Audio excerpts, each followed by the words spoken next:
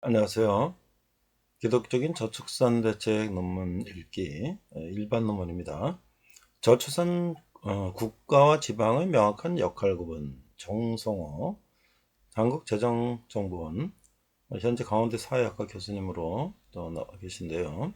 자, 철학을 하겠습니다. 한국의 저출산 문제는 심각한 사회 문제로 대두되고 있다. 저출산 고령화 기본계획 1차 2006-2010 2차 2011-2015, 3, 2016-2020에 근거하여 투입된 저출산 예산은 약 150조 원이다. 그럼에도 불구하고 한국은 세계에서 가장 유례없는 저출산에 직면해 있으며 2018년 기준 합계 출산율은 0.98명까지 떨어졌다.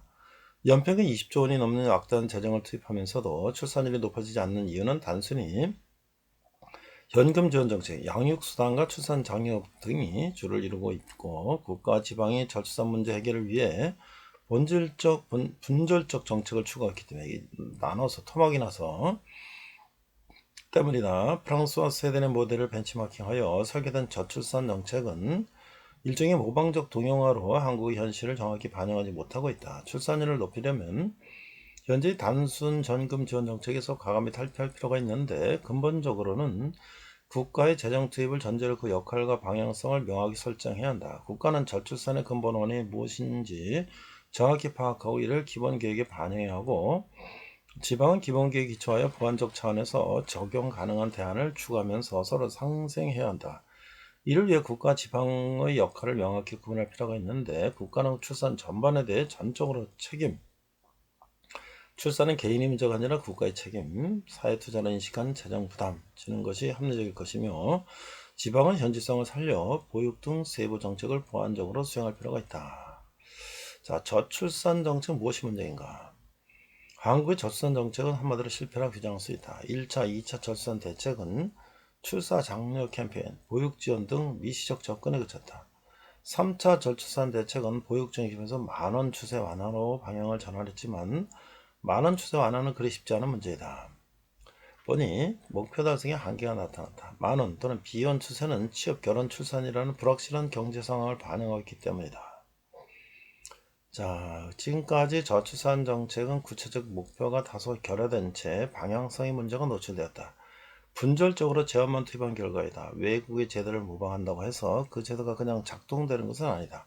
그렇다고 해서 정부가 마냥 손 놓고 있을 수도 없는 노릇이다. 저출산의 늪에서 탈출하기 위해 육아, 보육 등 저출산 정책은 오롯이 국가의 책임이라고 전명해야 한다. 아울러 저출산 정책은 사회투자 개념이라는 인식의 대전환이 필요하다. 현재와 같이 개별 중앙부처별로 추진하고 있는 분절적 사업 위주의 저출산 정책은 성과를 달성할 수 없는 구조이다. 저출산 정책의 성과를 달성하기 위해 중앙정부 나름의 노력은 물론 중앙정부와 지방정부의 명확한 역할 구분이 필요함과 동시에 근본적인 패러다임 변화가 절실하다. 자, 그래서 이제 합계 출산율, 인구 규모. 정부는 제시한 합계 출산율은 달성하지 못했다. 재정만 투입하면 합계 출산율을 높일 수 있을 것이라고 판단한 것이다. 이는 보기 좋게 틀리고 말았다. 한국의 합계 출산율은 OECD 국가 중에서 가장 낮은 수준이다. 그래서 합계 출산율을 얘기했고요. 그 다음에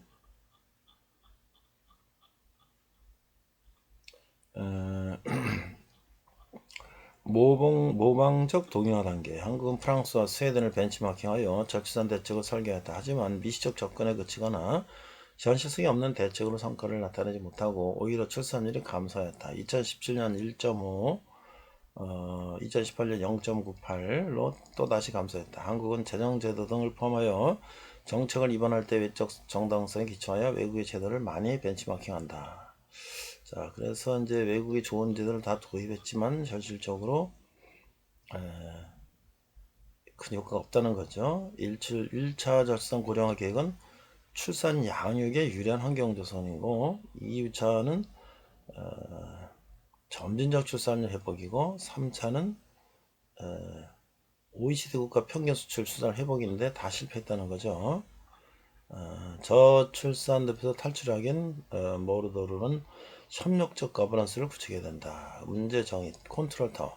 정부는 3차례에 걸쳐 기본계획을 수립하고 정책을 수행했다. 잘못 짜진 계획에 따라 정책을 이행해 본들 의미 없는 경과가 나오기 어렵다. 지금까지 가장 큰 문제는 구체적 목표가 결여된 상태에서 기본 계획을 수립하고 그에 따라 수동적으로 사업을 수행했다. 재정만 투입되면 된다는 착각. 저출산 문제를 해결하기 위해 명확한 문제를 통한 정책 수립이 필요한데 문제쟁이에 오류가 없는 것은 아니지 고민할 필요가 보인다. 또한 저출산위원회 위원장은 대통령이다. 위원회가 있다고 해서 정책이 잘 작동되는 것도 아니고 대통령이 위원장이라서 그 정책이 작동되는 것도 아니라는 것을 우리는 수많은 경험 통해 배웠다. 한마디로 컨트롤 타워의 부재인 듯하다. 따라서 저출산 관련 정책과 예산을 총괄하는 조직이 필요할 것이다. 12개 중앙부처가 분절적으로 수행되는 저출산 분야 사업의 기획정보, 세제개전, 지칠 효율화, 교육부, 보육, 유아교육, 보건복지부, 임신, 출산 등에 관한 컨트롤 타워 기능을 할 수 있는 부처가 필요하다. 특히 보건복지부와 여성가족부의 명확한 역할 구분이 필요할 것이다. 통폐합도 고려. 또 하나의 부처가 정책을 체계적으로 관리할 필요가 있다는 것이다. 현재와 같이 개발중앙부처가 사업 위주의 저출산 정책을 수준에서는 성과를 내기 어려운 구조이며 오히려 부처 간 할거지를 더 심화시키고 있기 때문이다. 저출산 정책 재구조화. 저출산 정책은 실패한 것이다. 다름없다. 프랑스와 스웨덴을 모방한 저출산 정책은 일면 타당하다. 하지만 프랑스와 스웨덴은 한국과 사회문화 구조가 다르다. 예를 들면 혼외 출산이나 외국인 이민 수용. 새로운 관점에서 저출산의 늪에서 탈출하기 위한 시도가 절실하다. 한마디로 저출산이 사회적 문제로 인식한 나머지 외적 정당성을 추구한 저출산 정책은 무용지물이 되고 말았다. 사전 연구 부족한 상황에서 기본 계획을 수립하고 재정을 투입했다. 최근 널리 알려진 넛지 등 정책 실험을 통해 다양한 시뮬레이션이 필요해 보인다. 특히 저출산의 근본 원인을 명확히 파악할 필요가 있다. 특히 여성의 경제적 독립과 개인주의 이데올로기 확산, 경제적 불안정 등에 관한 면밀한 검토가 필요하다. 자, 중앙과 지방의 역할 및 인식이 대전환인데요. 중앙정부와 지방정부의 명확한 역할 분담이 필요하고 인식이 대전환이 요구된다. 저출산은 국가의 책임임을 천명하고 사회투자 개념으로 인식하고 적절한 대처가 필요하다. 사회문제는 정책으로 해결한다. 재정만 투입한다고 해서 돈 문제가 해결하는 것은 아니다. 잘 짜여진 정책이 사회문제를 해결할 수 있다는 것이다. 중앙부처의 관료들의 인식 가운데 재정 보조금 등으로 문제를 해결할 수 있다는 매너리즘은 버려야 한다. 특히 부처 간 할거지가 저출산 문제 해결에 오히려 장애물로 작동하고 있다. 중앙정부는요, 저출산 문제는 국가적 전적으로 책임지고 사회 투자로 인식해야 한다. 또한 저출산의 문제는 고용교육 등 구조적 문제만 해결책을 다시 찾아야 한다. 문제 본질은 정확히 인지하고 정책을 수립하고 실행한다. 저출산의 늪에서 탈출하려면 현재같이 개별 중앙부처가 분절적 사업을 수행해서는 안 된다. 왜냐하면 개별 중앙부처가 사업을 수행한다는 의미는 재정만 집행한다는 것을 의미하기 때문이다. 이미 설명한 바와 같이 저출산 관련 컨트롤 타워를 구축하고 개별 부처에 산재된 사업을 하나의 부처 메인 컨트롤 기능 부처로 사무기관으로 통폐합할 필요가 있다. 왜냐하면 개별 부처 단위에서 재정은 투입되지만 그 효과를 담보할 수 없는 구조이기 때문이다. 이건 중앙부처의 얘기는 계속 우리가 했던 얘기고요. 그래서 지방정부는 현재 개별지방정부 243개는 각양각색의 저출산 정책을 추진하고 있다. 지방정부가 저출산과 관련하여 자기 효과를 나타내려고 한다. 하지만 지방정부 차원에서 시행될 일부 대책은 근시안적 대책에 머물 가능성이 높다. 인구 소멸 추세는 거스를 수는 자명한 현실임을 인식해야 한다. 지방정부의 절반 이상이 재정 자립도 30% 이하인 상태이다. 2017년이 결산 기준인데요. 그런 상황에는 지방정부가 저출산 정책 수행을 명분으로 재정을 투입한다는 것은 어불성설이다. 저출산 정책은 중앙정부가 주도하는 역할이 돼야 하고 지방정부는 보조적, 보완적, 현지성 역할 개념으로 접근해야 된다. 그렇다고 해서 중앙정부가 재정력이 건실한 지방정부의 저출산 대응책을 구태여 제안할 필요까지는 없다. 다시 생각해보기에 인구 감소에 대한 9가지 오해. 일본 창생회의 산하 인구 감소 문제 검토 분과에서 나온 건데요. 50년, 100년 뒤 뭔 얘기냐? 두 번째는 인구 감소 상태 해소준이 바람직한 현상 아니냐? 세 번째, 지방의 문제일 뿐 대도시는 안전하지 않냐? 네 번째, 전체 인구가 줄어든다면 대도시의 인구 집중되어 생산이 증대되는 거 아니냐? 다섯 번째, 출산율 개선이 되고 있으니 인구 감소가 멈출 것이다. 여섯 번째, 손을 쓸 수만큼 너무 늦어져 버린 것 아닌가? 일곱 번째, 정책으로 출산율 좌우 불가능하다.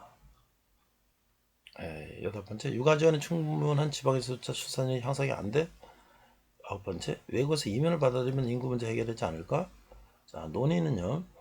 일본의 학교 출산율이 1999년 1.3으로 하락한 이래 2008년 다시 1.4로 증가하여 유지하고 있는데 근본적 이유는 무엇일까? 두 번째, 일본의 저출산 관련 중앙정부와 지방정부 역할 구분, 재정 행정이 명확한가? 세 번째, 일본의 이민정책, 예군 이민 수용을 고려한 적이 있는가? 네 번째, 일본의 경험으로 한국 정부에 적용시킬 만한 정책 대안이 있는가? 이런 것들이죠. 네, 까지 했습니다. 그래서 정성호 교수님의 저출산 정책, 국가정부와 중앙정부와 지방정부의 역할 어떻게 될 것인가 일단 논문이었습니다.